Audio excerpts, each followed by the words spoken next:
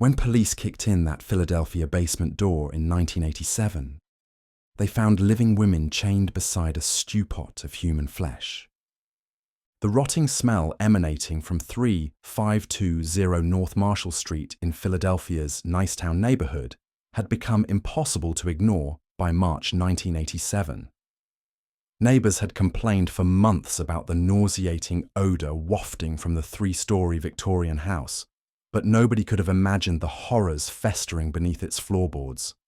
When police finally breached the basement door on March 25, 1987, they discovered a scene so horrific that seasoned homicide detectives would require psychological counseling for years afterward. In the dank, fetid basement, they found 4 emaciated African-American women chained to a sewer pipe, their bodies bearing the unmistakable marks of prolonged torture and sexual abuse. The concrete floor was stained with blood, urine, and human excrement. A makeshift kitchen area contained a large pot filled with what forensic analysis would later confirm as human remains. The perpetrator of these unspeakable crimes was Gary Michael Heidnik, a 43-year-old white man whose twisted fantasies of racial domination and sexual control had transformed his basement into a chamber of unimaginable suffering.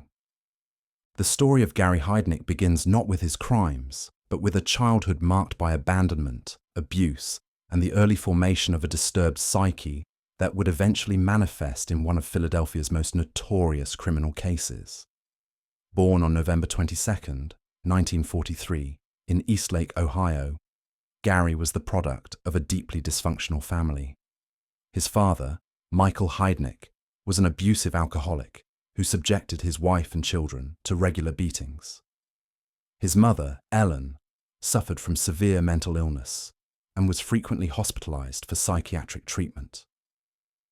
When Gary was just 2 years old, his parents divorced, leaving him and his younger brother Terry to be raised by their paternal grandparents. The boys were shuffled between relatives, never establishing the stable, emotional bonds crucial for healthy psychological development. Gary's academic performance was erratic despite his high intelligence. Psychological evaluations would later reveal an IQ of 148. He showed early signs of antisocial behavior, torturing animals and displaying an obsessive interest in military history and weapons. At age 14, Gary fell from a tree and sustained a serious head injury that required multiple surgeries. Medical records from the time indicate that he suffered from severe headaches and personality changes following the accident. Some experts would later argue that this traumatic brain injury contributed to his violent tendencies, though others pointed to the pattern of abuse and neglect that preceded the accident as more significant factors in his psychological development. Gary's adolescence was marked by increasingly erratic behavior and brushes with authority.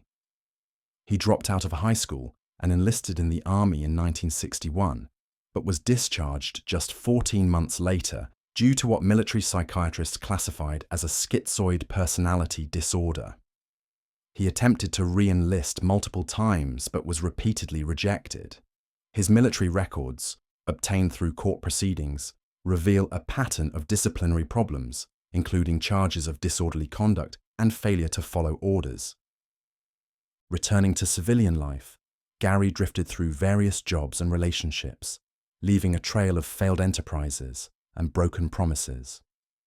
In 1971, he founded the United Church of the Ministers of God, a bizarre religious organization that existed primarily on paper but allowed him to claim tax-exempt status for his various financial schemes. He demonstrated a remarkable aptitude for manipulating financial markets and government programs, accumulating significant wealth through a combination of legitimate investments and fraudulent disability claims. By the early 1980s, Gary had purchased the 3-story house at 3520 North Marshall Street, a property that would become synonymous with horror. The house, built in the 1920s, sat in a predominantly African-American neighborhood where Gary's presence as a white property owner was noted but not particularly remarkable. Neighbors would later tell investigators that they had observed Gary bringing various women to the house, but the comings and goings seemed ordinary enough at the time. Gary's descent into organized sexual violence began in earnest in November 1986. His first victim was Josefina Rivera, a 25-year-old Puerto Rican woman who worked as a prostitute to support her children. On November 26, 1986, Gary approached Josefina on North 6th Street, offering her $20 for sex. When she agreed and accompanied him to his house, she had no way of knowing that she was walking into a meticulously planned trap. Once inside the house, Gary led Josefina to the basement, where he had prepared what he would later describe to psychiatrists as his baby factory. His delusional plan involved kidnapping multiple women, keeping them captive in his basement, and forcing them to bear his children to create what he called his perfect race. The basement had been modified for this purpose, with chains, shackles, and other restraints already in place. Gary's method of control was both psychological and physical. He used a combination of sexual violence, starvation, and calculated brutality to break down his victims' resistance. The basement was deliberately kept cold and damp, with minimal lighting and no sanitation facilities. The women were forced to relieve themselves in a hole Gary had dug in the concrete floor, which he would occasionally fill with water as punishment, forcing them to stand in their own waste. Sandra Lindsay became Gary's second victim on December 3, 1986. The 24-year-old mother of two was lured to the house under similar circumstances and immediately chained alongside Josefina. Gary's treatment of the women revealed his deep-seated racial hatred and sexual sadism. He subjected them to regular beatings, forced them to have sex with each other while he watched, and denied them adequate food and water for days at a time. Lisa Thomas, 19, was kidnapped on December 23, 1986, followed by Deborah Dudley, 23, on January 2, 1987. With 4 women now imprisoned in his basement, Gary's control system became increasingly elaborate and brutal. He used a combination of rewards and punishments to maintain order, occasionally bringing one woman upstairs to his bedroom while leaving the others chained in the basement as a reminder of what awaited them if they disobeyed. The psychological dynamics in the basement were complex and terrifying. Gary deliberately fostered competition and animosity among the women, offering better treatment to those who informed on escape attempts or rule violations by others. This divide-and-conquer strategy was designed to prevent the women from forming alliances that might threaten his control.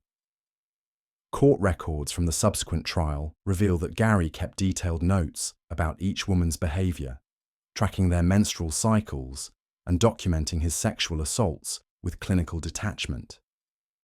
Jacqueline Askins, 18, became the 5th victim when she was abducted on January 18, 1987.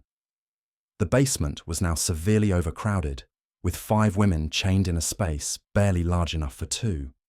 The sanitary conditions were appalling, and all of the women were suffering from malnutrition, infections, and various injuries inflicted by Gary during his regular assaults.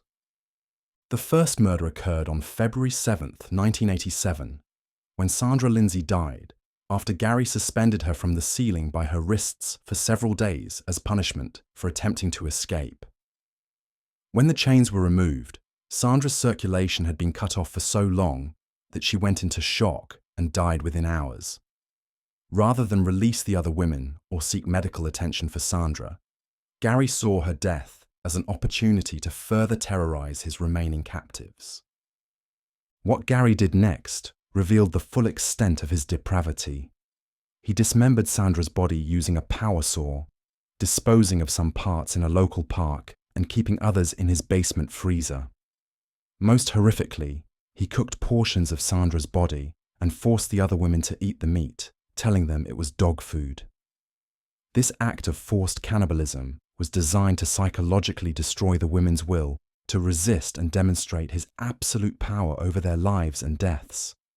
Agnes Adams, 24, was kidnapped on March 23, 1987, bringing the total number of captives to 5. However, her time in the basement would be brief. Just 2 days after her abduction, Gary killed her in a fit of rage after she attempted to fill in the punishment hole in the floor. Like Sandra before her, Agnes was dismembered, and portions of her body were cooked and fed to the surviving women. The end of Gary's reign of terror came not through police investigation or community intervention, but through the remarkable courage and intelligence of Josefina Rivera. After nearly 4 months of captivity, Josefina had carefully studied Gary's routines and psychological vulnerabilities. She had observed that he seemed to trust her more than the other women, occasionally taking her upstairs and even allowing her to help him with household tasks. On March 24, 1987, Josefina convinced Gary to let her visit her family, promising to return with another woman for his collection. Gary, who had grown increasingly paranoid and unstable, agreed to this arrangement, perhaps believing that Josefina was too psychologically broken to betray him. He drove her to her neighborhood and waited in his car while she went inside. Instead of returning with another victim, Josefina immediately contacted the police. Her initial report was so shocking that the responding officers had difficulty believing her story. She told them about the women chained in the basement, the murders, the cannibalism, and the systematic torture that had been ongoing for months. When detectives arrived at 3520 North Marshall Street and arrested Gary, they found him surprisingly calm and cooperative, as if he had been expecting their arrival. The police raid on March 25, 1987, uncovered evidence that would take forensic investigators months to fully catalogue. In addition to the 4 surviving women found chained in the basement, police discovered Sandra Lindsay's head in a freezer, body parts in various stages of decomposition, and detailed notes Gary had kept about his victims. The house itself was filled with evidence of his crimes: chains, handcuffs, sex toys, and pornographic materials depicting interracial violence. The surviving women, Josefina Rivera, Lisa Thomas, Deborah Dudley, and Jacqueline Askins, were immediately hospitalized for treatment of their physical and psychological injuries. All had lost significant weight and suffered from various infections and injuries. The psychological trauma was even more severe, as they had been subjected to months of sexual violence, forced cannibalism, and the constant threat of death. Gary's trial began on June 20, 1988, and quickly became one of the most closely watched criminal proceedings in Philadelphia's history. The prosecution, led by District Attorney Charles Gallagher, presented overwhelming evidence of Gary's guilt, including detailed testimony from the surviving victims, forensic evidence linking him to the murders, and his own recorded confessions to police. The defense strategy, headed by attorney A. Charles Peruto Jr., centered on an insanity plea. Defense psychiatrists testified that Gary suffered from multiple personality disorder and was unable to distinguish right from wrong at the time of his crimes. They pointed to his history of mental illness, his traumatic childhood, and his delusional beliefs about creating a master race as evidence of his insanity. However, the prosecution's psychiatric experts, led by Dr. Robert Sadoff, argued that while Gary was mentally ill, he was fully aware of the wrongfulness of his actions. They pointed to the elaborate planning involved in his crimes, his ability to maintain normal relationships with neighbors and business associates, and his careful efforts to conceal his activities as evidence of his legal sanity. The testimony of the surviving victims was devastating to the defense. Josefina Rivera, Lisa Thomas, Deborah Dudley, and Jacqueline Askins each took the stand to describe their ordeal in graphic detail. Their accounts of Gary's systematic torture, sexual violence, and psychological manipulation painted a picture of a man who was not only aware of his crimes, but took sadistic pleasure in them. The trial revealed disturbing details about Gary's methods and motivations. Prosecutors presented evidence that he had been planning his crimes for years, gradually modifying his basement and acquiring the materials needed to imprison multiple women. His financial records showed purchases of chains, handcuffs, and other restraints dating back to 1985. He had also researched pregnancy and childbirth, apparently in preparation for his delusional plan to create his own race of children. Perhaps most damaging to the defense was evidence of Gary's ability to function normally in society while committing these crimes. He had maintained his various business interests, filed tax returns, and interacted with the neighbors and service providers without arousing suspicion. This demonstrated that he was capable of distinguishing between appropriate and inappropriate behavior and could control his actions when it suited his purposes.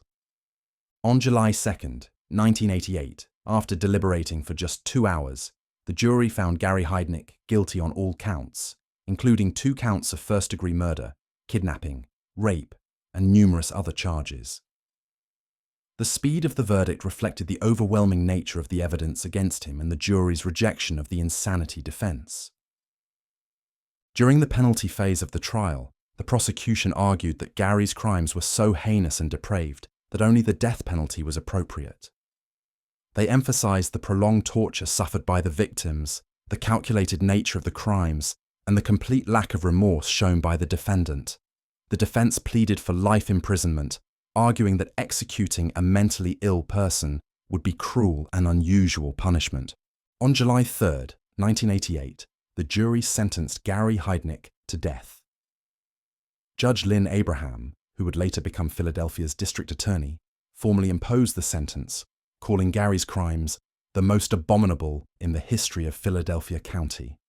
The sentence was automatically appealed to the Pennsylvania Supreme Court, beginning a lengthy legal process that would continue for over a decade.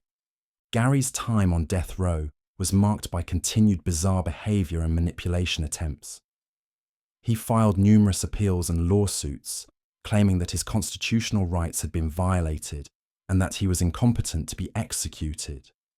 He also attempted to manipulate the media, granting interviews in which he alternately claimed innocence and expressed remorse for his crimes. The surviving victims faced a long and difficult recovery process. All 4 women required extensive medical treatment for their physical injuries and ongoing psychological counseling for trauma-related disorders. Josefina Rivera, who had shown remarkable courage in escaping and helping to rescue the other women, struggled with survivor's guilt and post-traumatic stress disorder. The other survivors faced similar challenges, compounded by the stigma often associated with being victims of sexual violence. The case also had broader implications for law enforcement and social services in Philadelphia. Critics pointed out that several opportunities to discover Gary's crimes had been missed. Neighbors had complained about the smell from his house for months before police investigated. Social services had been aware of Gary's history of mental illness and criminal behavior, but had not taken adequate steps to monitor him. The case highlighted the need for better coordination between different agencies and more proactive intervention in cases involving individuals with histories of violence and mental illness. Gary's execution was carried out on July 6, 1999, at the State Correctional Institution at Rockview in Pennsylvania. He was the first person executed in Pennsylvania since 1962, and only the 3rd person executed in the state since the reinstatement of the death penalty in 1976. His final meal consisted of black coffee and 2 slices of cheese pizza, which he ate while watching television in his cell. In his final statement, Gary offered no apology to his victims or their families. Instead, he maintained his innocence and claimed that he was being executed for crimes he did not commit. This final act of defiance was consistent with his behavior throughout the legal proceedings, during which he had shown no genuine remorse for his actions or empathy for his victims. The Gary Heidnik case remains one of the most disturbing criminal cases in American history, not only because of the horrific nature of the crimes, but also because of what it revealed about the intersection of mental illness, racial hatred, and sexual violence. Gary's ability to function in society while committing these crimes challenged common assumptions about the nature of evil and the relationship between mental illness and criminal behavior. The case also highlighted the vulnerability of marginalized women, particularly women of color and those involved in prostitution, to predatory violence. All of Gary's victims were African American or Puerto Rican women who were involved in prostitution or living on the margins of society. Their disappearances were not immediately investigated with the same urgency that might have been shown if the victims had been white middle-class women. The basement at 3520 North Marshall Street was eventually demolished, and the site was converted into a small park. A memorial plaque was installed to honor the memory of Sandra Lindsay and Agnes Adams, the two women who died in Gary's basement. The plaque serves as a reminder of the human cost of his crimes and the importance of protecting society's most vulnerable members. The surviving victims have largely avoided public attention in the years since the trial, choosing to rebuild their lives away from the media spotlight. Their courage in testifying against Gary and their survival of such horrific abuse stands as a testament to the resilience of the human spirit in the face of unimaginable evil. The Gary Heidnik case continues to be studied by criminologists, psychologists, and law enforcement professionals as an example of how multiple factors, childhood trauma, mental illness, racial hatred, and sexual sadism, can combine to create a predator capable of extraordinary violence. It serves as a stark reminder that evil can hide behind a facade of normalcy, and that society must remain vigilant in protecting its most vulnerable members from those who would exploit and harm them. The basement of horrors at 3520 North Marshall Street may be gone, but the lessons learned from Gary Heidnik's crimes continue to inform our understanding of criminal behavior and the importance of intervention, investigation, and justice in protecting society from those who would commit such heinous acts. The Scoutmaster's dark cinema. The morning mist clung to the birch trees surrounding Pioneer Camp Lastochka like a shroud, casting long shadows across the wooden cabins where dozens of Soviet children slept peacefully in their bunks. It was July 15, 1964, and 13-year-old Alexei Novgorodtsev had no way of knowing that the traffic accident he was about to witness would birth one of the most disturbing criminal minds in Russian history. Anatoly Timofeyevich Slivko stood at the edge of the forest clearing, his hands trembling as he watched the mangled body of the young pioneer being pulled from beneath the military truck. The boy's legs were twisted at impossible angles, his crisp white shirt now stained crimson, and his red neckerchief, the proud symbol of Soviet youth, had become a noose around his broken neck. But what should have horrified the 30-year-old youth leader instead awakened something dark and primal within him. As sirens wailed in the distance and adults shouted frantically, Slivko felt an electric surge of arousal that would haunt him for the next 2 decades. The accident had been tragic, but unremarkable. A military vehicle had struck the boy during a routine transport through the Novomoskovsk region.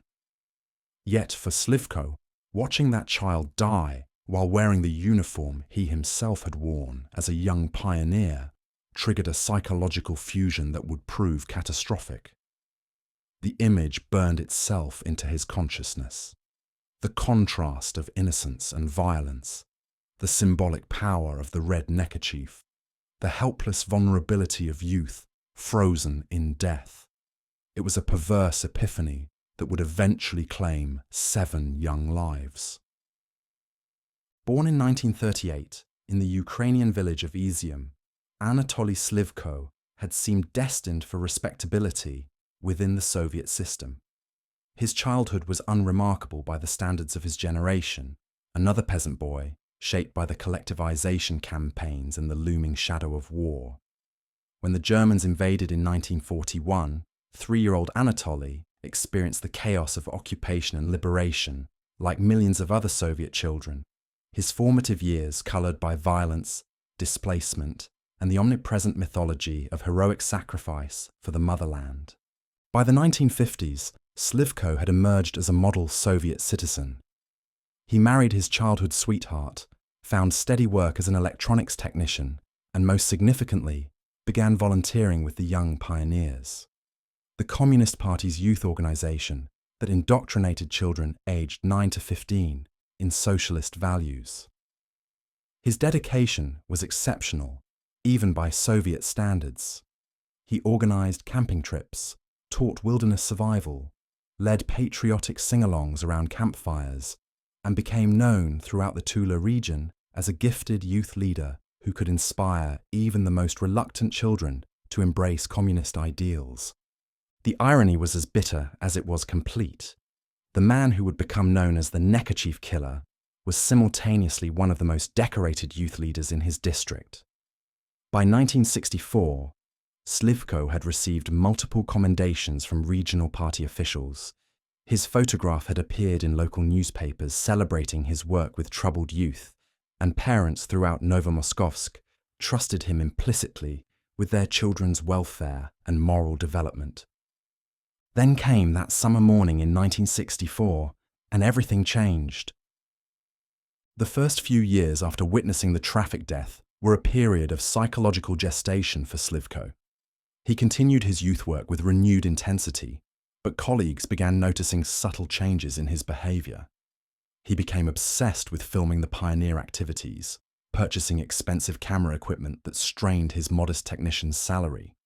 He developed elaborate games involving rope and knots, always ensuring the children wore their red neckerchiefs during these activities. Most concerning, he began organizing private expeditions with individual boys, claiming these one-on-one experiences were necessary for proper character development. The Soviet system's blind faith in ideological purity worked in Slivko's favor. Party officials saw his increased dedication as proof of his commitment to building the next generation of communist citizens. Parents saw his attention to their sons as evidence of his paternal concern. The children themselves initially saw his games as exciting adventures that broke the monotony of routine pioneer activities. None recognized they were participating in the gradual construction of an elaborate psychological trap. Slivko's methodology was both calculated and ritualistic. He would identify vulnerable boys, typically aged 13 to 17, often from broken homes or struggling academically, and gradually isolate them from their peer groups. He would gain their trust through individual attention, special privileges, and the promise of starring roles in his increasingly sophisticated films. These weren't random selections. They were carefully chosen victims who fit his specific psychological template, boys who reminded him of that first child he'd watched die in 1964. The escalation was gradual but inexorable. What began as innocent rope games evolved into more elaborate scenarios involving hanging simulations. Slivko convinced his victims these were educational exercises designed to teach them about historical execution methods or survival techniques. He filmed everything, creating an archive of abuse that he would later use for his own gratification. The boys trusted him completely. He was, after all, a respected adult whose dedication to Soviet youth was officially recognized and celebrated. The first murder didn't occur until 1973.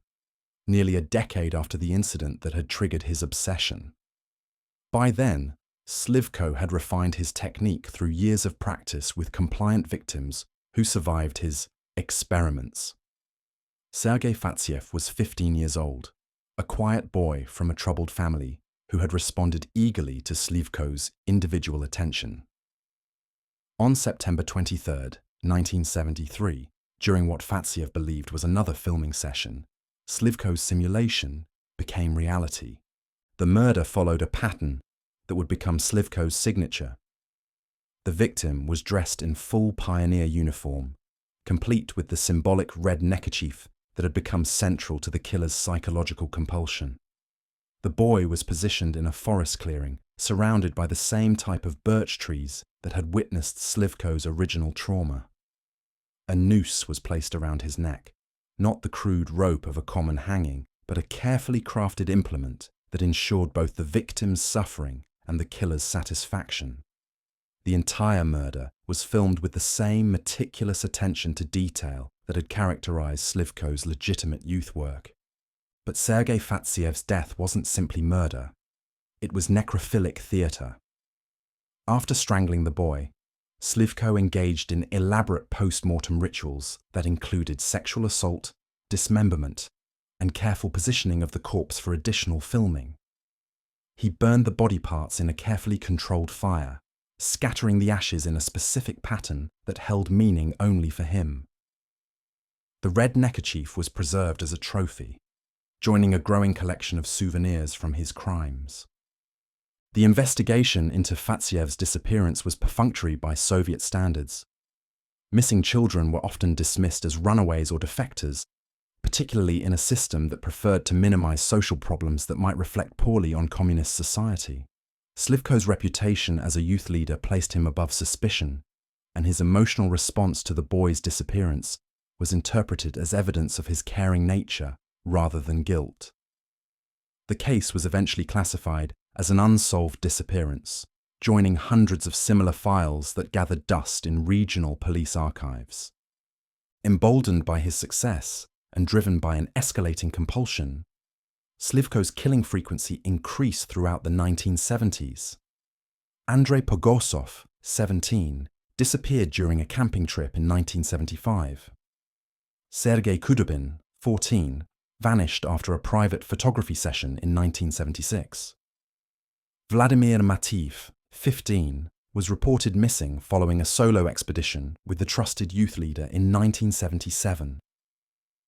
Each murder followed the same ritualistic pattern: the pioneer uniform, the forest setting, the careful strangulation, the post-mortem violations, the meticulous filming, and the ceremonial burning of remains.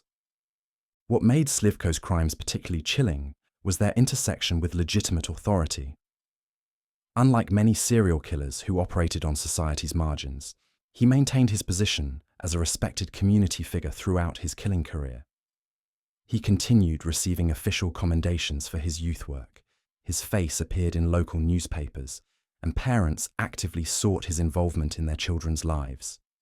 The same skills that made him an effective youth leader, his ability to inspire trust, his understanding of adolescent psychology, his talent for identifying vulnerable individuals, made him a supremely effective predator. The Soviet system's institutional blindness to sexual deviation further protected Slivko. Official communist ideology maintained that such perversions were products of capitalist decadence that couldn't exist in a socialist society. This created a cognitive dissonance that prevented authorities from recognizing patterns that might have been obvious to investigators in other contexts. When boys disappeared from pioneer activities, the assumption was always that external forces were responsible: Western spies, criminal gangs, or family problems, never that the threat came from within the organization itself. By the early 1980s, Slivko had refined his operation to an almost industrial level of efficiency. He had identified specific locations throughout the Tula region that provided the perfect combination of isolation and symbolic resonance. He had developed techniques for luring victims that were virtually foolproof, exploiting both his official authority and his genuine understanding of adolescent vulnerabilities. Most significantly, he had created an extensive archive of film material that documented his crimes in horrifying detail. The films served multiple purposes in Slivko's psychological ecosystem. They provided material for his later gratification, allowed him to relive and refine his experiences, and created a sense of permanence that elevated his crimes beyond mere murder into what he perceived as artistic expression. Each victim became both a real person whose life he had destroyed and a character in his elaborate fantasy narrative. The cameras captured not just death, but the killer's vision of aesthetic perfection achieved through violence. This documentation would ultimately prove crucial to his capture and conviction. Unlike many serial killers who destroy evidence of their crimes, Slivko compulsively preserved every detail of his murders. His apartment contained hundreds of photographs, hours of film footage, detailed written records of each killing, and carefully preserved trophies including the red neckerchiefs worn by his victims. It was a comprehensive archive of depravity that provided investigators with unprecedented insight into the mind of a serial killer. The beginning of the end came in 1985 when 15-year-old Sergei Pavlov managed to escape from one of Slivko's photography sessions. Unlike previous victims who had willingly participated in the killer's preliminary rituals, Pavlov became suspicious when Slivko began preparing the noose for what was supposedly another simulation. The boy's desperate flight through the forest and his subsequent report to local police finally provided authorities with the evidence they needed to investigate the respected youth leader. Even then, the investigation proceeded cautiously. Slivko's reputation and connections within the local party apparatus initially protected him from serious scrutiny. It was only when investigators discovered his extensive photographic archive during a search of his apartment that the full scope of his crimes became undeniable. The films and photographs provided evidence of at least 7 murders spanning more than a decade, along with dozens of non-fatal assaults on other children. The trial of Anatoly Slivko became a sensation throughout the Soviet Union, representing one of the first publicized cases of serial killing in a society that had officially denied such crimes could exist. The evidence was overwhelming. Detailed film footage of murders, extensive photographic documentation of abuse, written records describing his methods and motivations, and testimony from numerous survivors who had participated in his preliminary rituals without realizing their true purpose. During his interrogation, Slivko displayed the same meticulous attention to detail that had characterized his crimes. He provided investigators with precise accounts of each murder, explained his psychological motivations with clinical detachment, and even offered suggestions for how future investigations might be conducted more efficiently. His cooperation wasn't driven by remorse. He showed no genuine emotion regarding his victims' suffering, but rather by what appeared to be professional pride in his criminal methodology. The psychological profile that emerged during the trial revealed a killer whose crimes were driven by a complex fusion of sexual compulsion, power fantasy, and ideological perversion. The 1964 traffic accident had created a psychological template that connected death, youth, and the symbols of Soviet authority in Slivko's mind. Each subsequent murder was an attempt to recreate and control that original moment of arousal, with the killer positioning himself as both creator and consumer of carefully orchestrated death scenarios. Perhaps most disturbing was the revelation of how completely Slivko had integrated his criminal activities into his legitimate work. The same organizational skills that made him an effective youth leader had enabled him to conduct a systematic campaign of murder spanning 2 decades. His genuine knowledge of child psychology had allowed him to identify and manipulate vulnerable victims with devastating efficiency. His respected position in the community had provided both access to victims and protection from suspicion. The trial also exposed the institutional failures that had enabled Slivko's crimes. The Soviet system's ideological resistance to acknowledging sexual deviation had prevented authorities from recognizing obvious warning signs.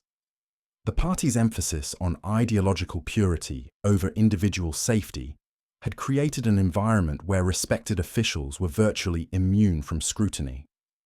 Most significantly, the culture of secrecy and denial that characterized Soviet society had discouraged the kind of open communication that might have revealed Slivko's crimes years earlier. On September 16, 1986, Anatoly Slivko was executed by firing squad in accordance with Soviet law regarding aggravated murder.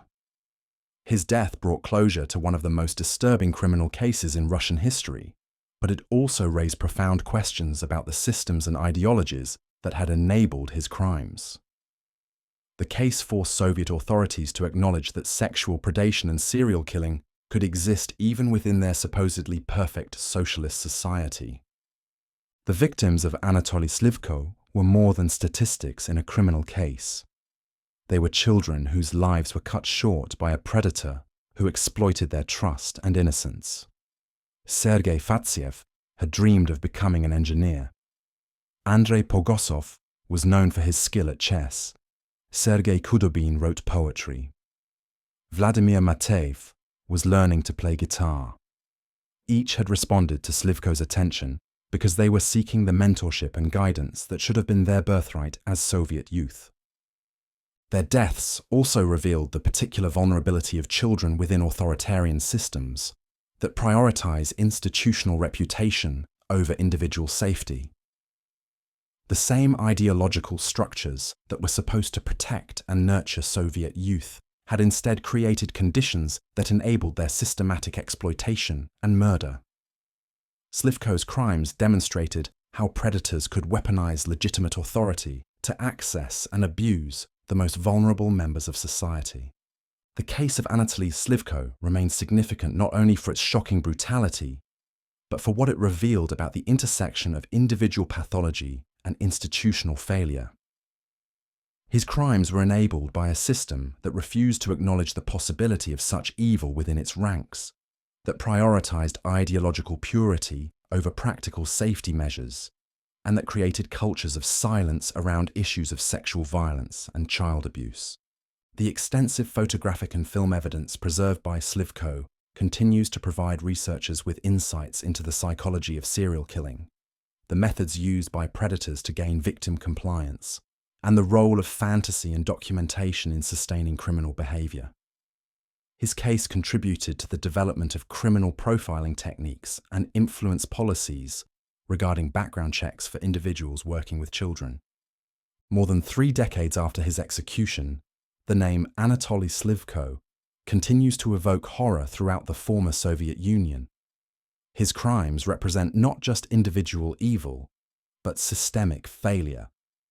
The deadly consequences of ideological blindness, institutional arrogance, and the sacrifice of vulnerable individuals to preserve powerful institutions' reputations.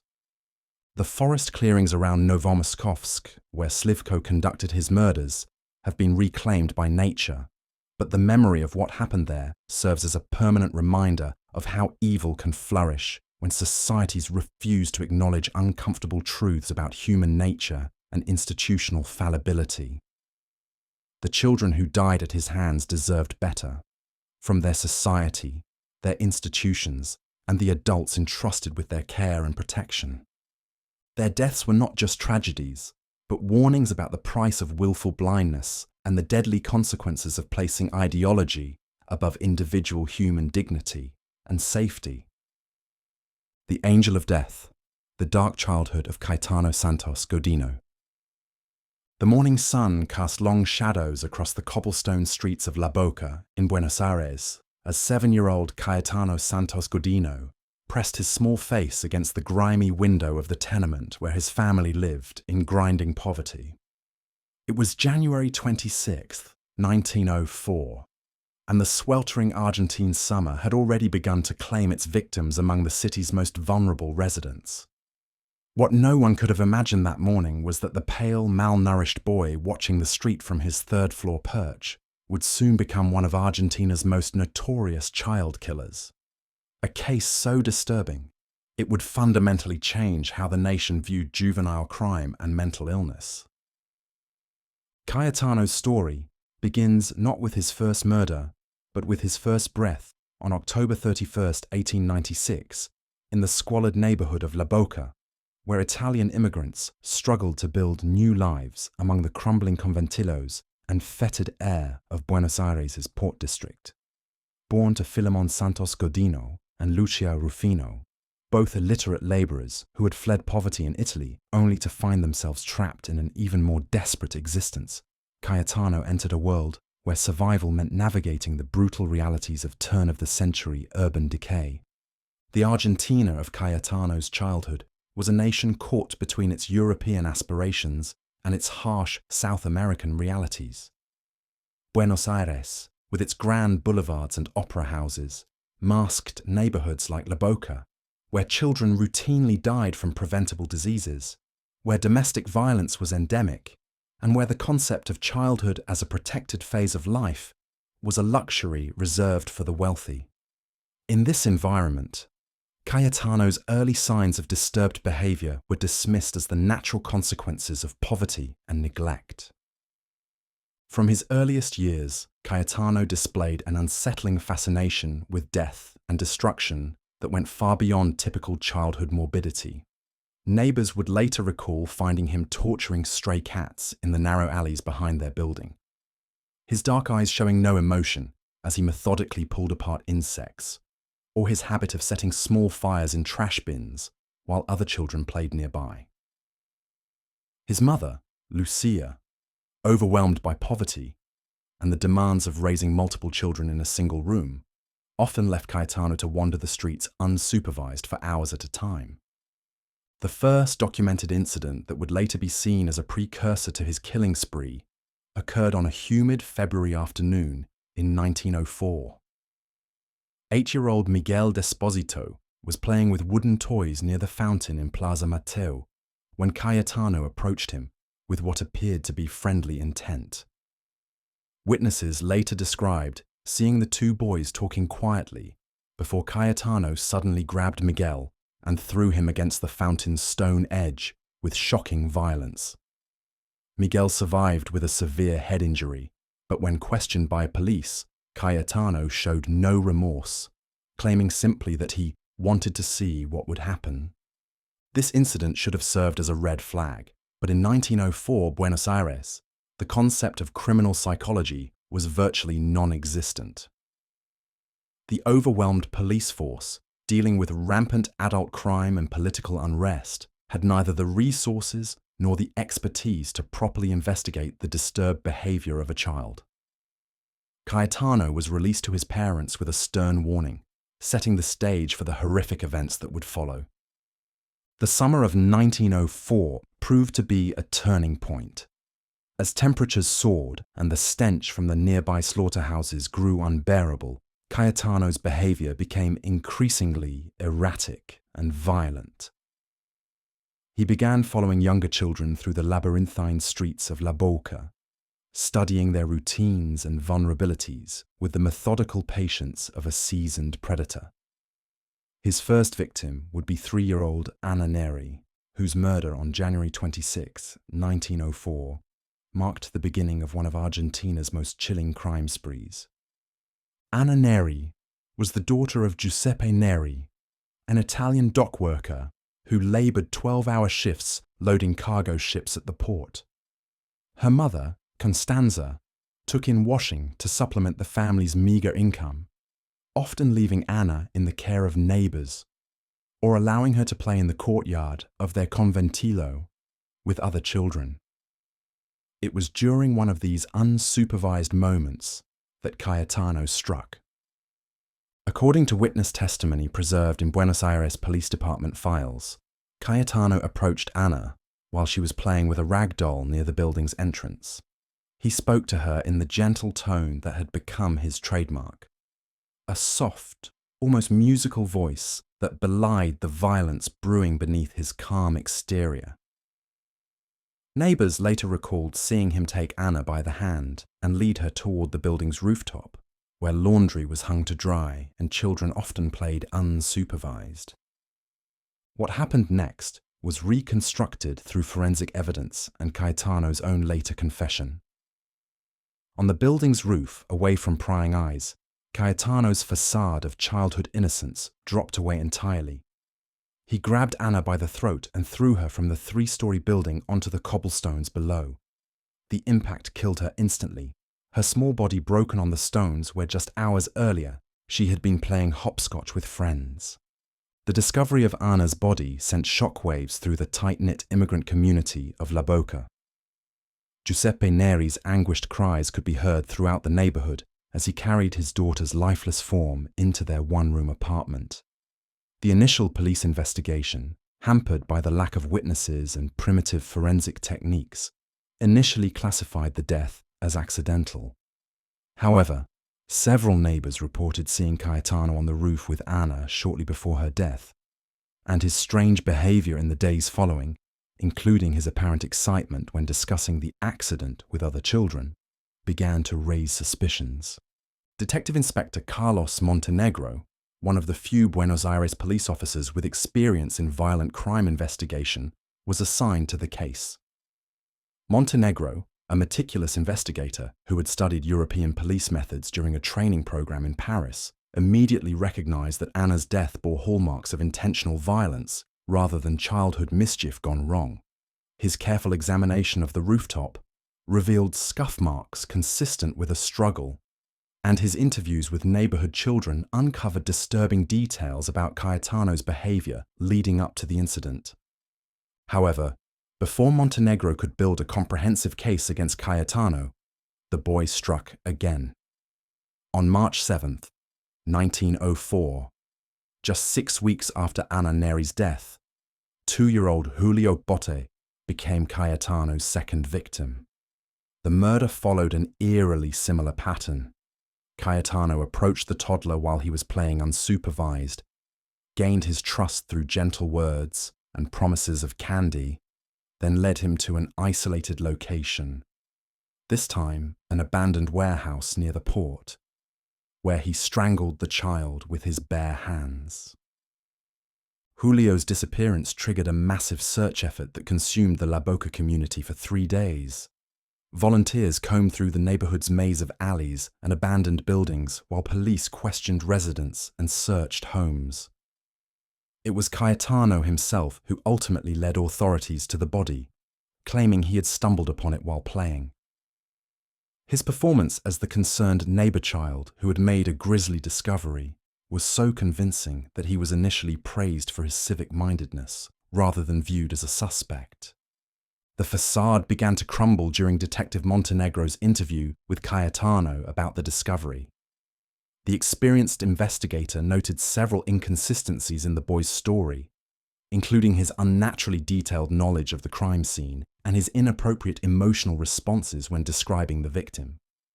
Most disturbing was Cayetano's reaction when shown photographs of Julio's body, rather than the shock or revulsion typical of children exposed to violence. He displayed what Montenegro later described as fascinated curiosity, as if examining an interesting specimen. Still, prosecuting a 7-year-old for murder was unprecedented in Argentine legal history. The concept of juvenile justice was virtually non-existent, and the legal system was ill-equipped to handle a case involving such a young perpetrator. While Montenegro continued his investigation, Cayetano remained free, attending school sporadically and continuing to wander the streets of La Boca with minimal supervision. The third murder occurred on August 13, 1904, claiming the life of 4-year-old Carmen Guitone. This killing marked a significant escalation in Cayetano's methods and demonstrated a growing sophistication in his ability to manipulate both victims and potential witnesses. Carmen was the daughter of a local seamstress who worked from her home, taking care of her daughter while fulfilling orders for the neighborhood's few middle-class families. On the morning of her death, Carmen was playing in the small garden behind her family's building when Cayetano approached her with a proposition that would prove fatal. According to testimony from other children who witnessed the initial interaction, Cayetano told Carmen he knew where to find beautiful flowers for her mother and offered to show her the secret location. His manner was so convincing and his reputation in the neighborhood still largely intact that no one thought to question his motives. Cayetano led Carmen to a construction site several blocks away, where work on a new tenement building had been temporarily halted due to funding issues. Among the exposed foundations and scattered building materials, away from the watchful eyes of adults, Cayetano's true nature again emerged. This time, however, his method was different. Rather than the quick violence that had characterized his previous murders, he tortured Carmen for what forensic evidence suggested was several hours before finally strangling her with a piece of construction wire. The discovery of Carmen's body the following morning revealed the full extent of Cayetano's depravity. Dr. Eduardo Wild, one of Buenos Aires' few trained pathologists, conducted the autopsy and documented evidence of systematic torture that shocked even experienced investigators. Burns on the child's arms and legs suggested she had been subjected to lit matches or cigarettes, while ligature marks indicated she'd been bound and released multiple times before her eventual murder. Most disturbing were defensive wounds on her hands and arms that told the story of a 4-year-old child fighting desperately for her life against her 8-year-old killer. This third murder finally provided Detective Montenegro with the evidence he needed to build a case against Cayetano. Witness testimony placed the boy at the construction site on the day of Carmen's disappearance, and physical evidence linked him to the crime scene. When confronted with this evidence, Cayetano's carefully maintained facade of innocence finally cracked. In a confession that would become legendary in Argentine criminal history, the 8-year-old calmly described not only Carmen's murder, but also provided detailed accounts of his previous killings that only the perpetrator could have known. What made Cayetano's confession particularly chilling was not just the content, but the manner of its delivery. Detective Montenegro, in his official report filed with the Buenos Aires Police Department on September 2nd, 1904, described Cayetano as speaking with the detached air of someone describing a mundane daily routine. The boy showed no signs of remorse or emotional disturbance as he recounted how he had lured each victim to isolated locations, how he had enjoyed their fear and pain, and how he had felt curious about their deaths. The confession also revealed the existence of a fourth victim, 18-month-old Arturo Laurora, whom Cayetano claimed to have killed in May 1904, but whose death had been attributed to natural causes. According to Cayetano's account, he had poisoned Arturo with rat poison, mixed into milk, then watched as the toddler died in apparent agony.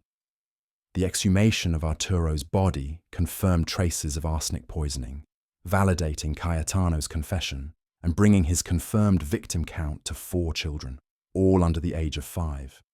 But Cayetano's crimes extended beyond murder. Throughout 1904 and into 1905, he had been responsible for a series of mysterious fires that had plagued the La Boca neighborhood. These arsons, initially attributed to electrical problems or careless smoking, were revealed through Cayetano's confession to be deliberate acts of destruction that had claimed several buildings and endangered dozens of lives. His method was consistent. He would wait until buildings were largely empty, then use matches or stolen candles to ignite flammable materials in basements or storage areas. The most serious of these fires occurred on November 15th, 1904, when Cayetano's arson attempt at a 4-story conventillo nearly trapped an entire family on the upper floors. The Rossi family, parents and 3 young children, were forced to jump from 2nd-story windows to escape the flames, resulting in serious injuries to both parents and traumatizing their children. Only the quick response of neighbors who formed a human chain to pass water buckets prevented the fire from spreading to adjacent buildings and potentially claiming multiple lives. As news of Cayetano's arrest and confession spread throughout Buenos Aires, the case became a sensation that captured national attention and sparked intense debate about juvenile crime, mental illness, and the failures of social institutions. Newspapers competed to provide the most sensational coverage, with headlines like "The Child Devil of La Boca" and "Angel Face, Demon Heart," becoming typical of the period's sensationalist journalism. The legal proceedings that followed were unprecedented in Argentine history. With no established protocols for prosecuting a child of Cayetano's age, the court system struggled to determine appropriate procedures. The case was ultimately heard by Judge Mariano Quiroga, a progressive jurist who had studied European approaches to juvenile justice and was determined to balance public safety concerns with recognition of Cayetano's age and apparent mental disturbance. The trial, which began on February 14, 1905, became a media circus that revealed the deep social tensions underlying Argentine society. Wealthy Buenos Aires residents used the case to argue for stricter controls on immigration and poverty, claiming that the criminal classes posed an existential threat to civilized society. Meanwhile, social reformers and early advocates for children's rights pointed to Cayetano's case as evidence of the need for better social services and intervention programs for at-risk youth. Central to the trial was the testimony of Dr. José Ingenieros, Argentina's leading psychiatrist and criminologist, who had examined Cayetano extensively following his arrest. Dr. Ingenieros' evaluation, which became a landmark document in the field of forensic psychology, concluded that Cayetano suffered from what would later be recognized as conduct disorder, combined with possible psychopathic traits. His report noted that while Cayetano understood the difference between right and wrong, making him legally responsible for his actions, he appeared to lack the emotional capacity for empathy or remorse that typically prevents such extreme violence. The psychiatric evaluation revealed disturbing details about Cayetano's mental state and background. Dr. Ingenieros documented evidence of severe childhood trauma, including physical abuse by his father and possible sexual abuse by an adult male in the neighborhood. However, he was careful to note that while these factors might explain the development of Cayetano's psychological disturbance, they did not excuse his actions or diminish his danger to society. Perhaps most chilling was Dr. Ingenieros' assessment of Cayetano's future prospects. The psychiatrist concluded that the boy's psychological makeup made rehabilitation unlikely, and warned that releasing him would pose an unacceptable risk to public safety. His recommendation, that Cayetano be indefinitely confined to a secure psychiatric facility, reflected the limited understanding of childhood mental illness available at the time, but proved to be remarkably prescient. The trial also featured heartbreaking testimony from the victims' families, whose grief and desire for justice provided a stark counterpoint to the clinical discussions of psychology and legal precedent. Giuseppe Neri, Anna's father, delivered a particularly powerful statement in which he described the devastating impact of his daughter's murder on his family and community. His words, preserved in court transcripts, offered a rare glimpse into the human cost of Cayetano's crimes and the lasting trauma experienced by those left behind. On March 28, 1905, Judge Quiroga delivered his verdict in a packed courtroom that had become the focal point of national attention. Finding Cayetano guilty of 4 counts of murder and multiple counts of arson, the judge sentenced him to indefinite confinement at the Marcos Paz Reform School, with the provision that he would be transferred to a psychiatric hospital upon reaching adulthood.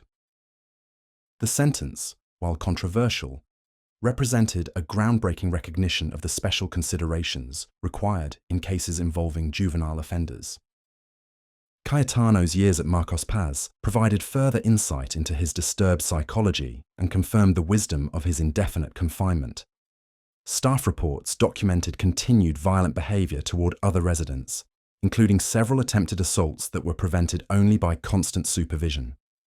His case file, maintained by the institution's psychiatrist, Dr. Alberto Rossi, revealed a child who remained entirely unchanged by his confinement and treatment attempts. The most disturbing aspect of Cayetano's behavior during his institutionalization was his apparent pride in his crimes. Staff members reported that he frequently boasted about his murders to other residents and seemed to derive continued pleasure from recounting the details of his victims' deaths. This behavior not only demonstrated his lack of remorse, but also raised concerns about his potential influence on other troubled children in the facility. As Cayetano approached adulthood, questions about his long-term disposition became increasingly urgent. Dr. Rossi's evaluations consistently concluded that he remained a significant threat to public safety and recommended against any possibility of release. However, the legal framework for indefinite psychiatric commitment was still evolving. And there were legitimate concerns about the long-term viability of keeping Cayetano confined without regular judicial review.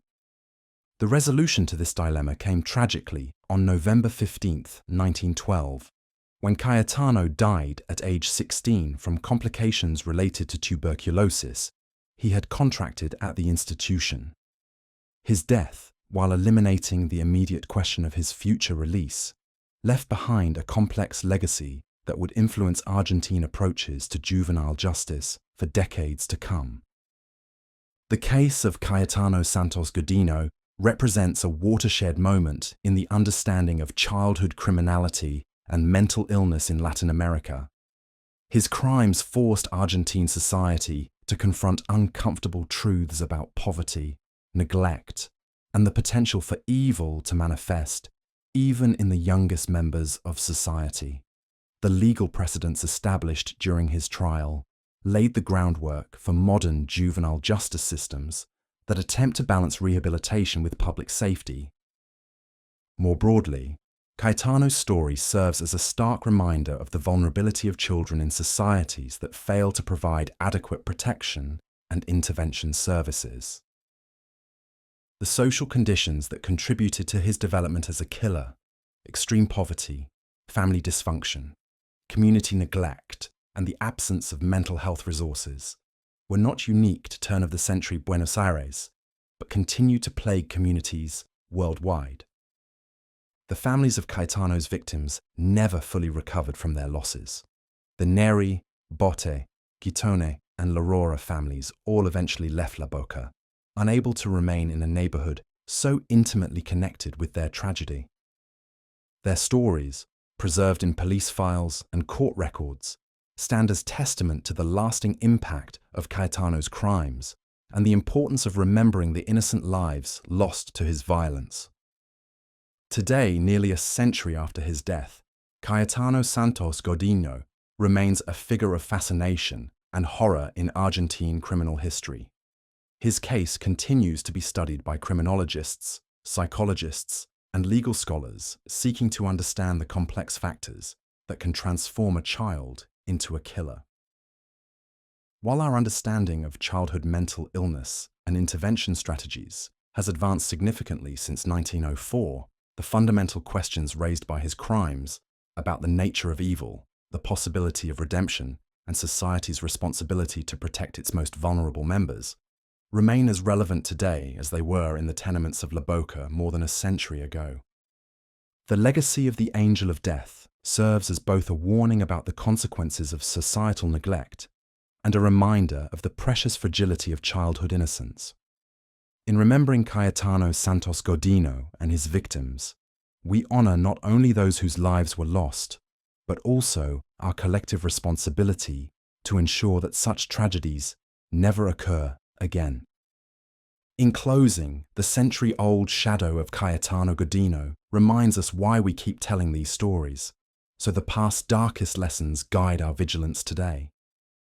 The Surgeon of Cedar Hill. The morning light filtered through the oak trees of Cedar Hill, casting long shadows across the quiet suburban streets where children rode bicycles and neighbors exchanged pleasantries over white picket fences. It was December 13th, 1990, and Dallas was beginning to feel the crisp bite of winter. But nothing could have prepared this affluent community for the horror that would soon earn their neighborhood an infamous place in the annals of American crime. Detective John Westphalen had seen his share of grotesque homicides during his 15 years with the Dallas Police Department. But when he crouched beside the body of Mary Lou Pratt in the pre-dawn darkness of a vacant lot on Cockrell Hill Road, even his seasoned stomach lurched. The 33-year-old sex worker lay supine, her arms positioned unnaturally at her sides, her face turned toward the December sky. But where her eyes should have been, there were only dark, hollow sockets, carved out with surgical precision. "Jesus Christ!" whispered Officer Martinez, the first responder who had discovered the body during a routine patrol. "What kind of sick bastard?" Westphalen knelt closer, his flashlight beam revealing the meticulous nature of the mutilation. The killer had used what appeared to be a sharp instrument, possibly a scalpel or surgical blade, to remove both eyes with startling precision. The surrounding tissue showed minimal damage, suggesting someone with anatomical knowledge, perhaps medical training. The eyeballs themselves were nowhere to be found. Mary Lou Pratt had been a fixture in the Oak Cliff area for years, known to locals as a troubled woman who'd struggled with addiction and turned to prostitution to survive. Born in 1957 to a middle-class family in East Dallas, she'd shown promise as a student before mental illness and drug dependency derailed her life. Those who knew her described a woman who retained flashes of her former intelligence, even in her darkest moments. She wasn't just another junkie, recalled her friend Patricia Williams years later during the trial. Mary Lou had this way of making you laugh even when everything was falling apart. She deserved better than what happened to her. The crime scene yielded few clues. No defensive wounds suggested Pratt had been caught off guard or incapacitated quickly. The killer had left no fingerprints, no DNA evidence that the primitive forensic technology of 1990 could process effectively. What struck investigators most was the clinical nature of the crime. This wasn't a crime of passion or rage, but something far more calculated and disturbing. Detective Westphalen had no way of knowing that morning that he was looking at the handiwork of Charles Frederick Albright, a 57-year-old man who had spent decades perfecting a facade of respectability while harboring increasingly violent fantasies. Albright lived just miles away in the same Oak Cliff neighborhood, in a modest home on 1035 Eldorado Drive, with his girlfriend Dixie Austin, maintaining the appearance of a harmless, if eccentric, middle-aged man. 3 weeks later, on New Year's Eve 1990, the nightmare deepened. Susan Beth Peterson, a 27-year-old sex worker, was found murdered in the same general area. Peterson's body was discovered behind a school building, and like Mary Lou Pratt, her eyes had been surgically removed with chilling precision. The Dallas Police Department realized they were dealing with a serial killer, one with a very specific and deeply disturbing signature. Peterson had grown up in a broken home, bouncing between foster families before aging out of the system at 18. She'd worked various jobs, waitressing, retail, cleaning, but struggled to maintain steady employment. Friends remembered her as someone who tried to stay positive despite her circumstances, often talking about her dreams of getting clean and starting over. The media dubbed the unknown perpetrator the eyeball killer, and panic began to spread through Dallas's sex worker community. Women who worked the streets of Oak Cliff started traveling in pairs, avoiding isolated areas, but the killer seemed to anticipate their precautions. He was patient, methodical, and apparently intimate with the rhythms of the neighborhood. Charles Albright had been preparing for this moment his entire life, though few who knew him would have suspected the darkness that lurked beneath his carefully constructed persona. Born on August 10, 1933, in Amarillo, Texas, he was adopted as an infant by Fred and Dell Albright, a couple who ran a small grocery store. His adoptive mother, Dell, was a domineering woman with rigid expectations, while Fred was more passive, often deferring to his wife's increasingly controlling behavior. From early childhood, Albright displayed troubling signs that his adoptive parents either ignored or misinterpreted. He was fascinated with eyes, drawing them obsessively, cutting them out of magazines, and later, as a teenager, stealing them from taxidermy displays at local shops. When confronted about his bizarre hobby, he would claim he was studying anatomy for his art classes. Dell Albright had enrolled Charles in taxidermy classes when he was just 11 years old, hoping to channel his apparent interest in anatomy into something productive. The instructor, Harold Benson, later recalled being disturbed by the boys' singular focus on the eyes of the animals they worked on. Most kids wanted to learn about the whole process, Benson remembered. Charles only cared about the eyes. He'd ask me again and again about the best way to remove them without damaging the socket. Despite these early warning signs, Albright proved to be exceptionally intelligent and charming when he chose to be.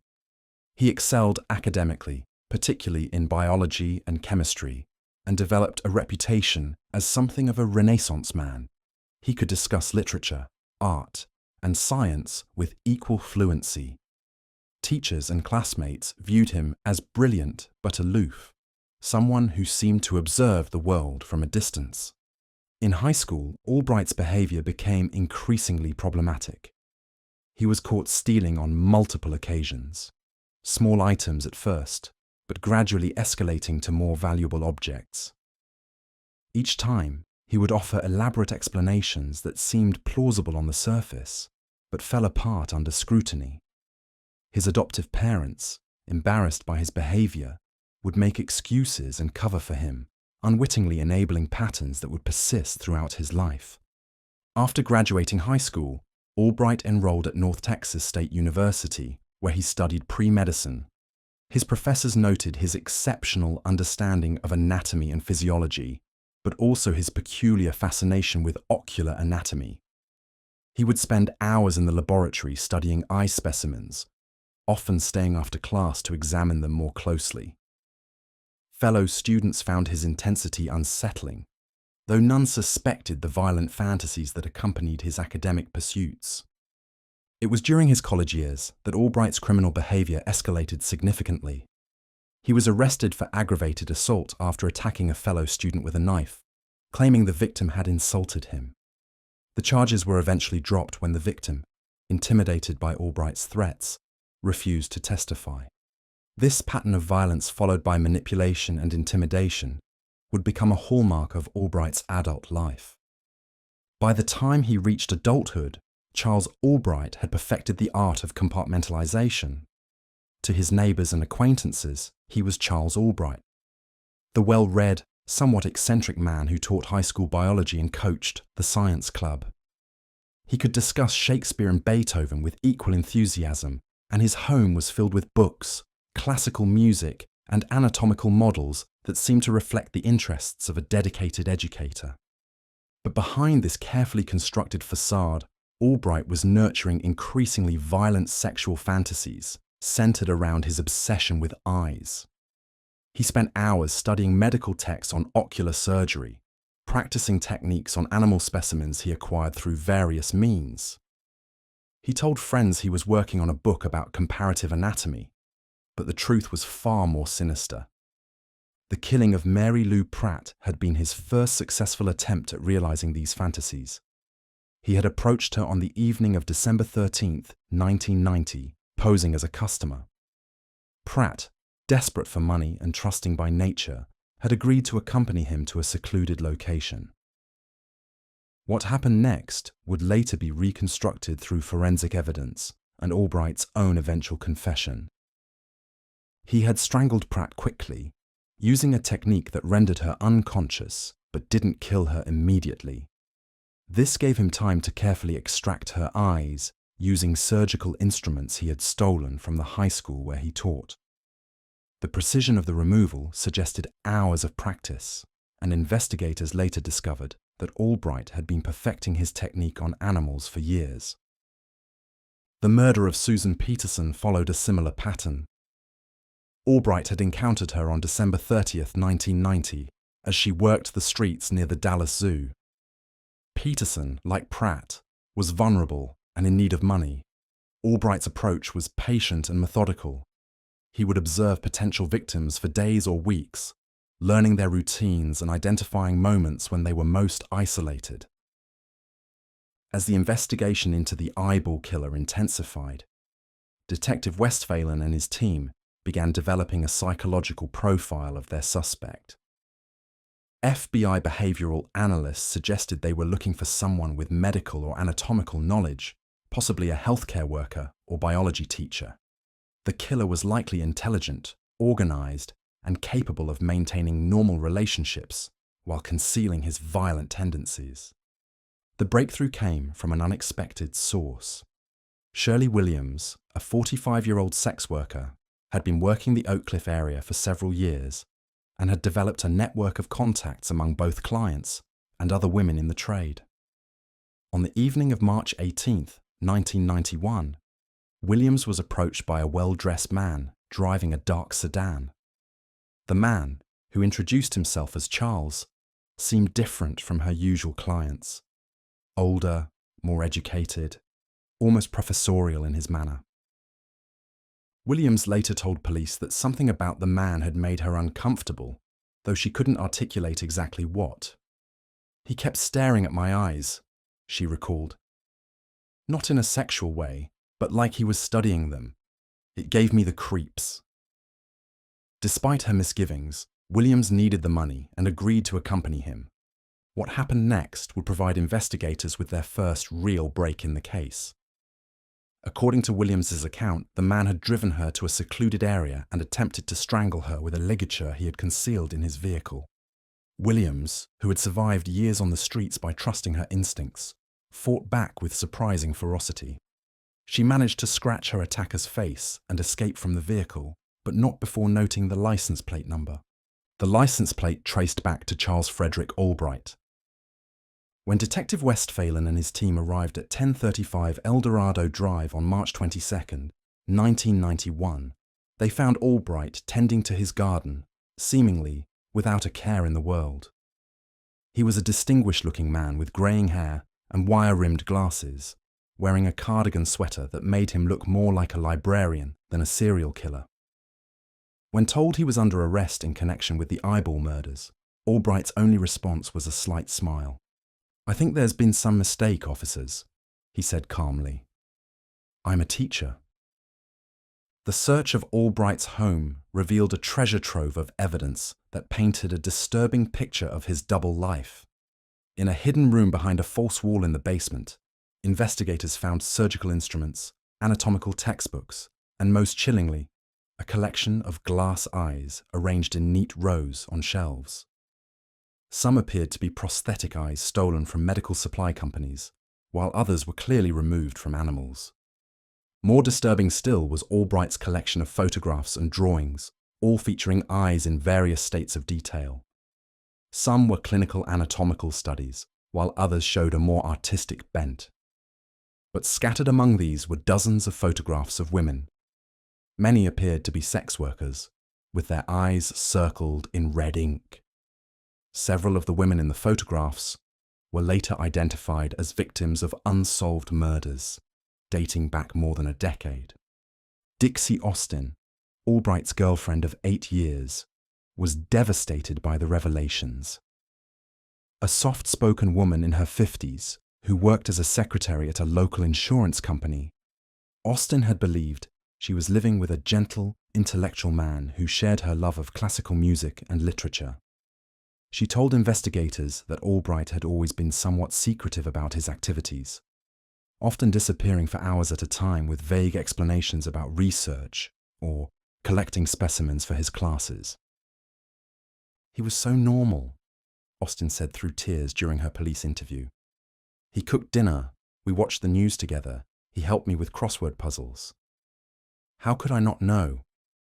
How could I live with someone for 8 years and not know what he was?" The psychological evaluation conducted during Albright's imprisonment revealed a complex individual who had spent decades perfecting the art of deception. Dr. Elizabeth Morton, the court-appointed psychiatrist, noted that Albright displayed many characteristics of antisocial personality disorder, including a complete lack of empathy for his victims and an inability to form genuine emotional connections with others.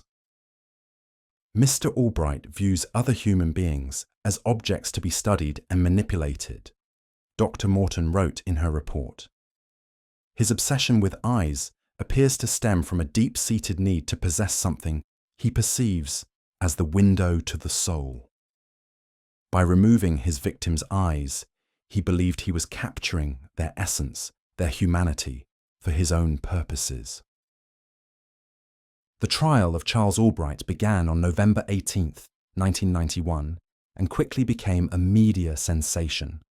Prosecutor John Vance painted a picture of a methodical predator who had used his intelligence and apparent respectability to lure vulnerable women to their deaths. The evidence was overwhelming. Not only did Williams identify Albright as her attacker, but forensic analysis of fibers found on the victim's clothing matched materials from Albright's home and vehicle. Perhaps most damning was the testimony of Harold Benson, Albright's childhood taxidermy instructor, who had kept detailed records of his students' work. Benson's notes from 1944 described 11-year-old Charles Albright's unusual and concerning focus on ocular removal techniques and his inappropriate enthusiasm for the extraction process. Defense attorney Brad Lawler attempted to argue that his client was mentally ill and not responsible for his actions, but the evidence of premeditation was too strong. The surgical precision of the eye removals, the careful selection of victims, and the elaborate precautions Albright had taken to avoid detection all pointed to a man who knew exactly what he was doing. The families of Mary Lou Pratt and Susan Peterson attended every day of the trial, sitting in the front row and listening to the horrific details of their loved ones' final moments. Pratt's sister, Jennifer, delivered a victim impact statement that brought tears to the eyes of hardened court reporters. Mary Lou wasn't perfect, Jennifer said, her voice breaking. She struggled with addiction. She made mistakes. But she was still my little sister. She used to braid my hair when we were kids, and she remembered everyone's birthday. She didn't deserve what happened to her. No one deserves that. On December 18th, 1991, exactly 1 year and 5 days after Mary Lou Pratt's body was discovered, Charles Albright was convicted of capital murder and sentenced to life in prison without the possibility of parole. The jury deliberated for less than 4 hours. As he was led away in shackles, Albright maintained his innocence, claiming he was the victim of a conspiracy by law enforcement officers who needed to solve the high-profile case. He showed no remorse for his victims and expressed no sympathy for their families. His only concern seemed to be for his reputation and his standing in the intellectual community he had tried so hard to impress. The case of Charles Albright exposed uncomfortable truths about society's treatment of vulnerable populations. The initial police response to the murders of Mary Lou Pratt and Susan Peterson was less urgent than it might have been had the victims been from different backgrounds. Sex workers, drug addicts, and others living on society's margins often received less attention from both law enforcement and the media, creating opportunities for predators like Albright to operate with impunity. Detective West Phelan, who had worked tirelessly to solve the case, reflected on these issues during a press conference following Albright's conviction. "Every victim deserves justice," he said. "It shouldn't matter what someone did for a living or what struggles they faced. Mary Lou Pratt and Susan Peterson were human beings who had families and friends who loved them. Their lives mattered." The investigation also revealed the extent to which Albright had been able to maintain his facade of respectability while committing increasingly serious crimes. School administrators at the high school where he taught expressed shock at his arrest, noting that he had been a popular teacher who had never shown any signs of violent behavior. Students remembered him as knowledgeable and engaging, someone who could make complex scientific concepts accessible and interesting. This disconnect between Albright's public persona and his private actions highlighted the difficulty of identifying potential serial killers before they claim victims. Unlike the stereotypical image of the disorganized, obviously disturbed individual, Albright represented a more frightening reality: the possibility that extreme violence could lurk behind a mask of complete normalcy. Prison records show that Albright adapted well to life behind bars, spending his time reading, writing letters, and participating in educational programs. He earned a master's degree in library science through correspondence courses and worked in the prison library, helping other inmates with research projects. To this day, he maintains his innocence and continues to file appeals, though none have been successful. The case has been featured in numerous true crime documentaries and books, often focusing on the psychological aspects of Albright's crimes and the investigative techniques used to catch him. Criminologists have studied his case as an example of how seemingly normal individuals can harbour extremely violent tendencies while maintaining successful careers and relationships. In the years since his conviction, additional evidence has emerged suggesting that Albright may have been responsible for more murders than the 3 he was officially linked to. Cold case investigators have identified several unsolved homicides from the 1980s that bear similarities to his known crimes, including cases in other Texas cities where he had lived or worked.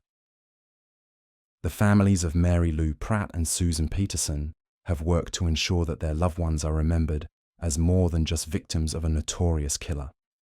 They've established scholarship funds in their names and have spoken at conferences about violence against women and the need for better protection of vulnerable populations.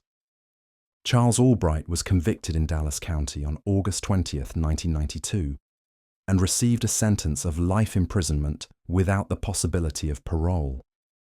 He remained at the John B. Connolly unit until his death from natural causes on August 22, 2020. Despite the verdict, Albright continued to proclaim his innocence in a string of appeals, all of which were denied. Connolly Unit in South Texas, where he continues to maintain his innocence while serving his life sentence. At 90 years old, he spends his days much as he did before his arrest, reading, studying, and observing the world around him with the same calculating intelligence that once made him so dangerous. The case serves as a chilling reminder that evil can wear many faces, and that the most dangerous predators are often those who blend seamlessly into society, using their intelligence and charm to mask their true nature. For the families of his victims and the investigators who worked tirelessly to bring him to justice, Charles Albright represents both the worst of human nature and the importance of never giving up in the pursuit of truth. The surgeon of Cedar Hill had finally been stopped, but the scars he left on his community, his victims' families, and our understanding of human evil continue to resonate decades later. In the end, his obsession with capturing the windows to the soul had cost him his own humanity, leaving behind only emptiness where compassion and empathy should have been. The cross-country killer. The morning of November 9th, 1995, dawned grey and cold across the hills of Kentucky, the kind of weather that seemed to seep into bones and settle there like a promise of winter's approach.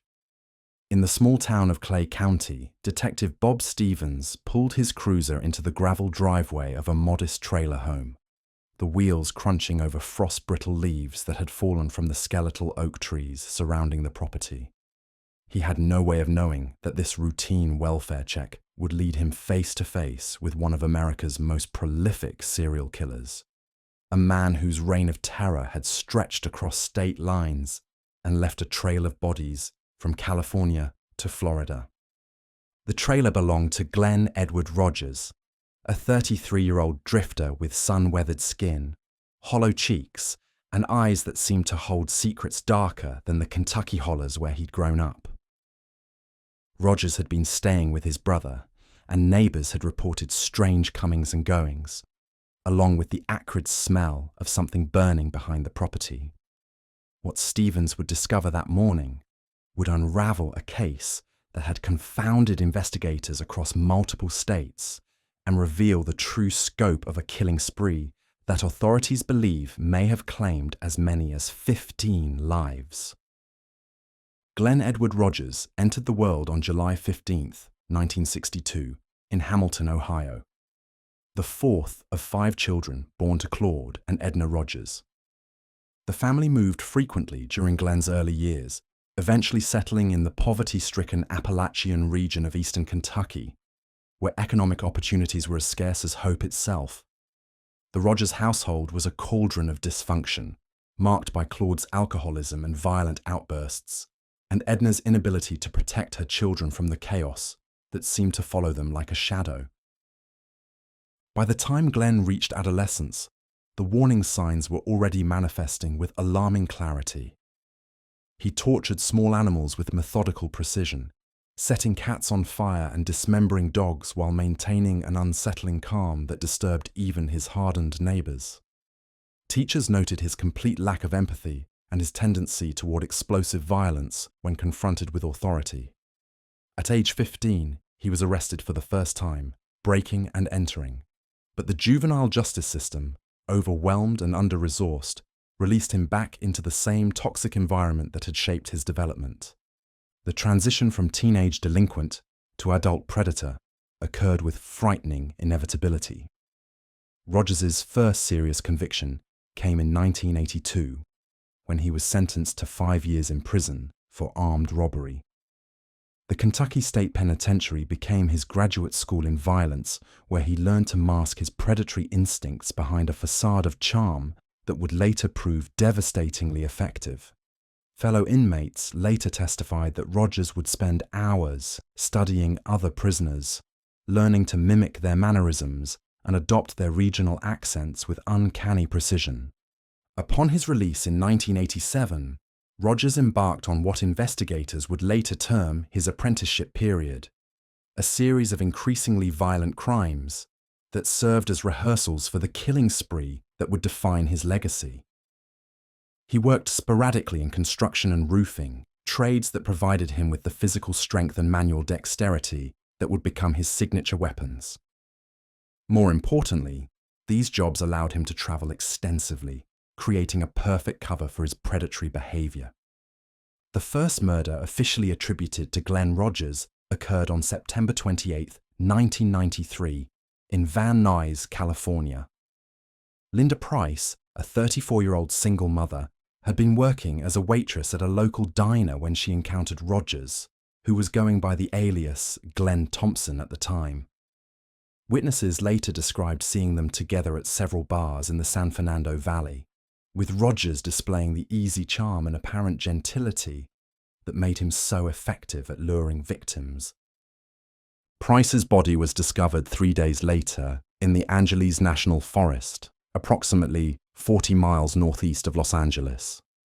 The crime scene told a story of unimaginable brutality. She had been beaten with such force that her skull was fractured in multiple places, and evidence suggested she had been sexually assaulted before being strangled. What disturbed investigators most, however, were the precise knife wounds that covered her torso, cuts that seemed almost surgical in their placement and depth. Detective Maria Santos of the Los Angeles County Sheriff's Department, who caught the case, immediately recognized that this was not a crime of passion or a robbery gone wrong.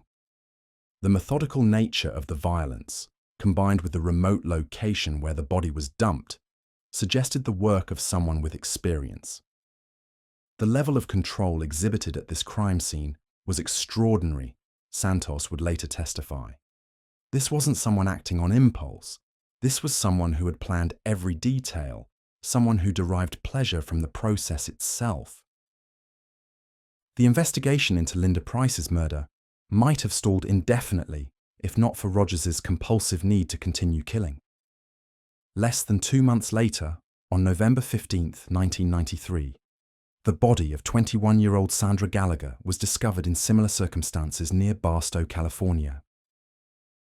Gallagher, a college student who had been working part-time at a jewelry store, had last been seen leaving her job with a man matching Rogers' description, tall, lean, with sandy brown hair, and an easy smile that seemed to put people at their ease.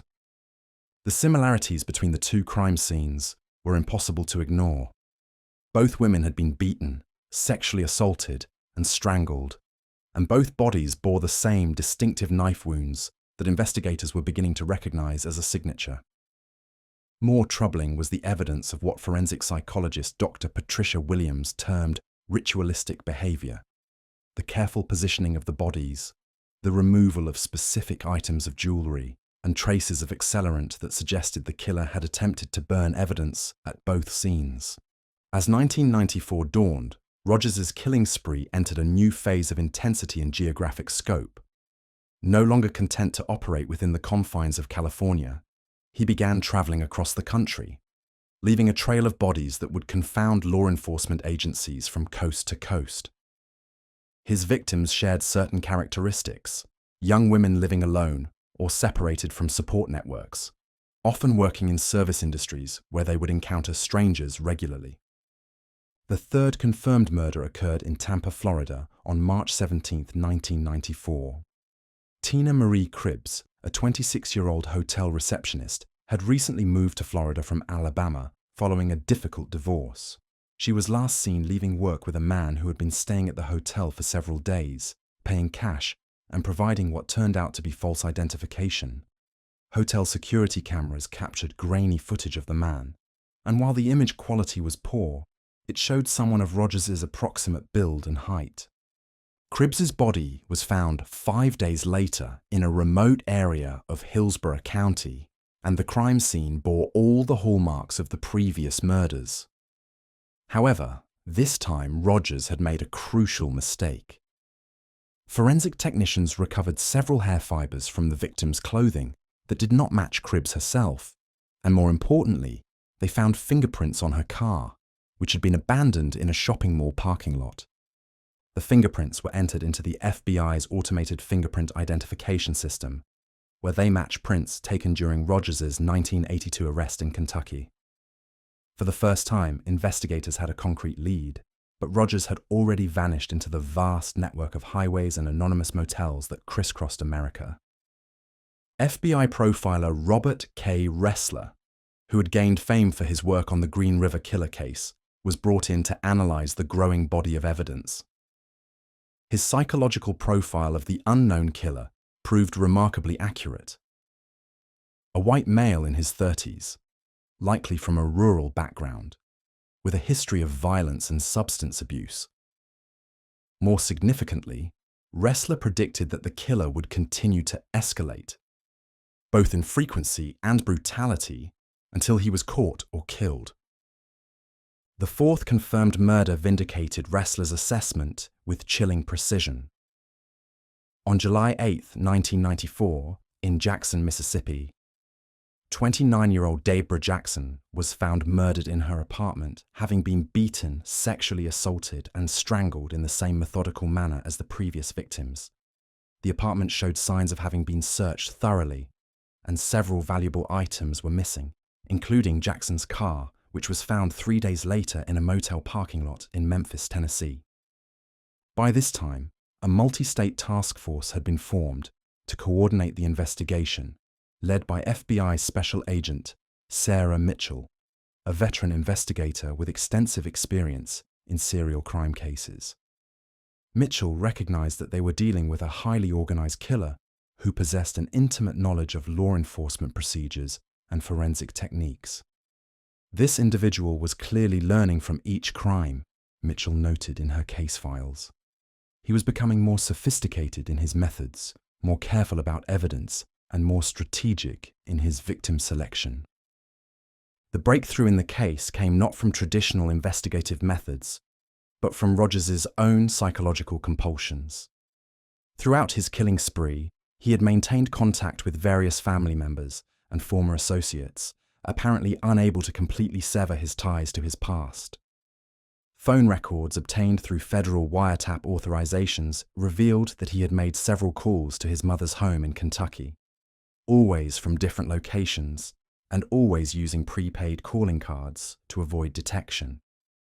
More crucially, Rogers had begun taking photographs of his victims both before and after the murders, apparently as trophies or mementos of his crimes. When investigators finally obtained search warrants for properties associated with Rogers' family members, they discovered a hidden cache of these photographs, along with items of jewelry and personal effects taken from the victims. The fifth and final confirmed murder occurred on October 3, 1995, in New Orleans, Louisiana. Melissa Thomas, a 22-year-old art student at Tulane University, was found murdered in her French Quarter apartment, having been killed in the same ritualistic manner as the previous victims. However, This time, Rogers's luck had finally run out. A neighbour had seen him leaving Thomas's apartment building and had written down the license plate number of his vehicle, concerned by the man's nervous behaviour and the fact that he was carrying what appeared to be a large bundle. The license plate traced back to a rental car agency in Baton Rouge, where Rogers had provided false identification, but had been required to leave a credit card impression for security purposes. The credit card, while issued under an assumed name, was linked to a bank account that Rogers's brother had helped him establish using fraudulent documents. When Detective Stevens approached Rogers's trailer that cold November morning in 1995, he was armed with arrest warrants, charging Rogers with 5 counts of first-degree murder across 4 states. What he wasn't prepared for was the scene of absolute chaos that greeted him inside the trailer. The walls were covered with newspaper clippings about the murders, photographs of the victims, and what appeared to be a detailed timeline of the killing spree, complete with maps marking the locations of each crime. Rogers was found in the back bedroom, unconscious from what appeared to be a drug overdose, surrounded by empty bottles of prescription medications and alcohol. Paramedics were able to revive him, and he was taken into custody without incident, though his first words upon regaining consciousness were reportedly, "I know why you're here, and I know what I've done." The evidence recovered from Rogers's trailer was overwhelming in its scope and detail. In addition to the photographs and personal effects from the confirmed victims, investigators found journals in which Rogers had documented his crimes with disturbing precision, including detailed descriptions of his victims' final moments and his own psychological state during the murders. Even more chilling were the entries that described potential victims who had escaped his attention, women he had followed or approached, but had ultimately decided not to kill for various reasons. Dr. Helen Morrison, a forensic psychiatrist who examined Rogers during his pre-trial period, concluded that he suffered from a rare combination of antisocial personality disorder and sexual sadism that made him extraordinarily dangerous. Glen Rogers represents the perfect storm of genetic predisposition, environmental trauma, and learned behavior, Dr. Morrison testified. His ability to compartmentalize his actions while maintaining a facade of normalcy is among the most sophisticated I've encountered in 3 decades of forensic practice. The trial of Glen Rogers began on January 15, 1997, in Hamilton County, Ohio, where he had been extradited to face charges in the Linda Price murder. The prosecution, led by District Attorney James Patterson, built their case methodically around the overwhelming physical evidence, the detailed journals, and the photographs recovered from Rogers's trailer. The defense, headed by public defender Catherine Walsh, attempted to argue that Rogers suffered from severe mental illness that rendered him incapable of premeditation, but the organized nature of his crimes made this argument difficult to sustain. Perhaps the most devastating testimony came from Rogers himself. Against the advice of his attorneys, he insisted on taking the stand in his own defense, apparently unable to resist the opportunity to describe his crimes in detail. His testimony, which lasted for 3 days, provided investigators with insights into cases they had never connected to him, and revealed the true scope of his killing spree. "I started killing because I could," Rogers testified, his voice flat and emotionless. "At first, it was about sex, about power, about making them do what I wanted. But then it became something else. It became about perfection, about seeing how far I could push myself, how much control I could maintain. Each one taught me something new." The jury deliberated for less than 4 hours before returning guilty verdicts on all counts. During the penalty phase of the trial, the prosecution presented evidence of at least 10 additional murders across 6 states that bore Rogers's signature but could not be definitively proven due to jurisdictional issues and limitations in physical evidence. The defense presented testimony from Rogers's family members and childhood acquaintances, painting a picture of systematic abuse and neglect that had shaped his development, but the jury was unmoved by arguments for mitigation. On March 3, 1997, Glen Rogers was sentenced to death, making him one of the few serial killers to receive capital punishment in multiple jurisdictions. Similar trials in California, Florida, and Mississippi resulted in additional death sentences, though appeals and procedural delays have prevented the executions from being carried out. In the years following his conviction, Rogers has become the subject of extensive study by criminal psychologists and law enforcement professionals seeking to understand the mechanics of serial killing.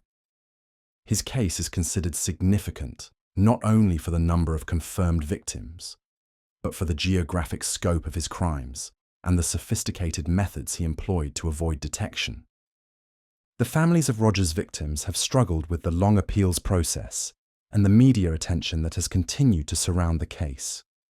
Linda Price's mother, Margaret, became an advocate for victims' rights legislation and has testified before Congress about the need for better coordination between law enforcement agencies in serial crime cases. "My daughter was not just a statistic or a case number," she said during one hearing. "She was a person with dreams and hopes, and she deserved better than to become part of someone else's twisted fantasy." Recent developments in forensic technology have allowed investigators to reopen several cold cases that may be connected to Rogers's killing spree. DNA evidence recovered from crime scenes in Nevada, Arizona, and Tennessee has been matched to genetic material obtained from Rogers, though formal charges have not yet been filed due to ongoing appeals in his confirmed cases.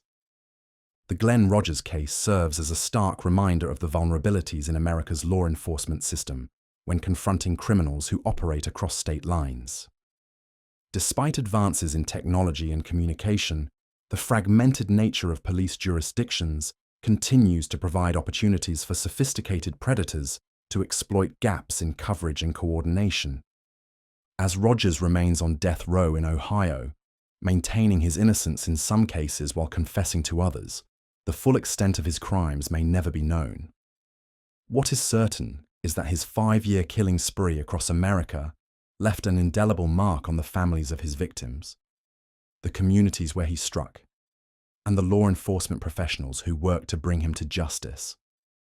His case stands as both a testament to the persistence of investigative work and a sobering reminder of the capacity for evil that can lurk behind even the most charming facade. The cross-country killer's story continues to unfold in courtrooms and appeals courts across the nation, but for the families of Linda Price, Sandra Gallagher, Tina Marie Cribbs, Deborah Jackson, and Melissa Thomas, justice remains an ongoing struggle against time, legal procedures, and the fading memories of lives that were cut tragically short by one man's inexplicable need to kill.